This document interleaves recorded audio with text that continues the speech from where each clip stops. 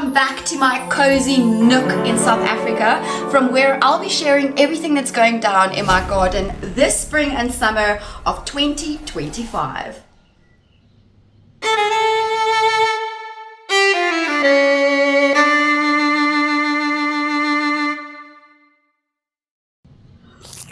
So if you are new to the channel, I've started a series where I am still learning in the garden. Even though this is going on my 6th season that I will be planting, I am learning daily. So I would love for you to tag along, share your knowledge with me, and I'll share mine with you so that we can both become pro gardeners. I actually shared with you that I've got a pest problem. So on the episode I mentioned that you can use lukewarm water, which is diluted with dishwashing liquid.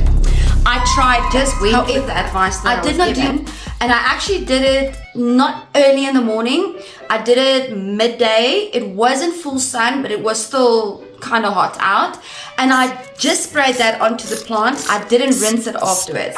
So what you're supposed to actually do is you need to spray the solution and then spray water on it afterwards so that the aphids can come off. Aphids or spider mites, whichever they are, I'm still trying to figure it out. So now what I'm left with is I do have a little bit of sunburn on the leaf. However, some of the pests have not taken well to the liquid. I only did it in patches so that I can actually see if it's going to work.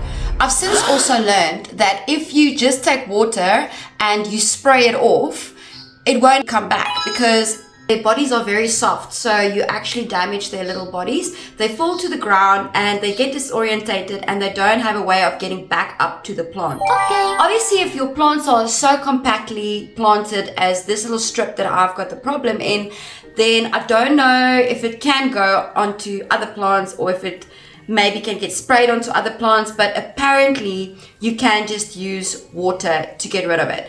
If you're going to use the sunlight liquid and water solution, do that early in the morning or late in the afternoon, and after you've sprayed that and you've left it for, let's say, about 5 minutes or so, then hose that down as well, so that there's nothing of that solution left over on the leaves for the next day when the sun is out again.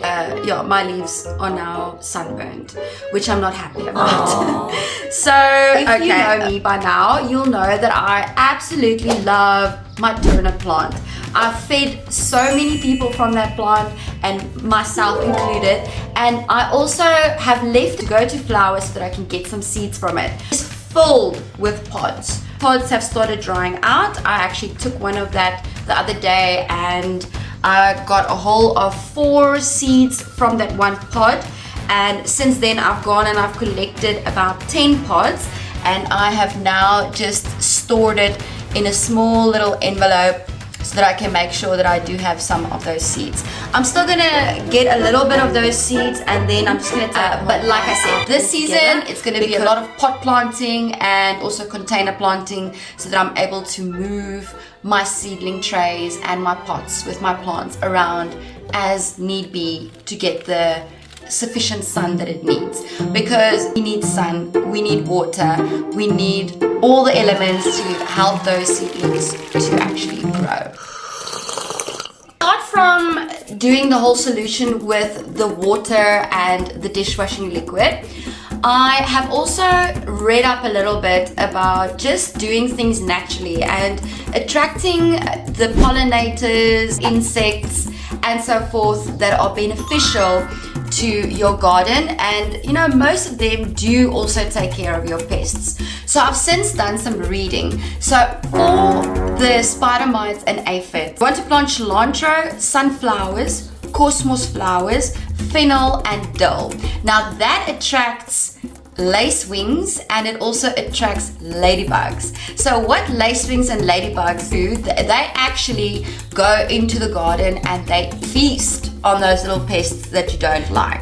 Now what I've also learned is that an adult ladybug can eat up to 5 4,000 aphids in its lifetime. So you definitely want some ladybugs and lacewings. So last season, a farmer gifted me a whole bunch of onions and I didn't end up eating all of it. So some of them that didn't look that great to me anymore, I just actually put that back into the ground and I've left that to grow, to go to flower, to go to seed.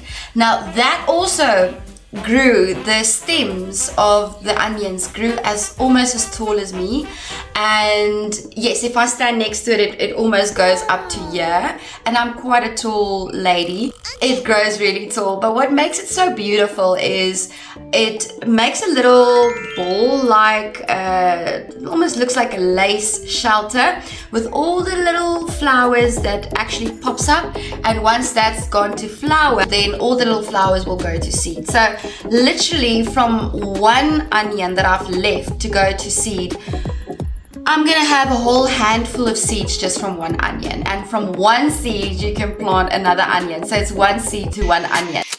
If you've learned anything from your side that could deal with aphids or spider mites that I haven't mentioned so far, please go down into the comments below and let me know what you've learned or what you've done in the past that made your harvest successful.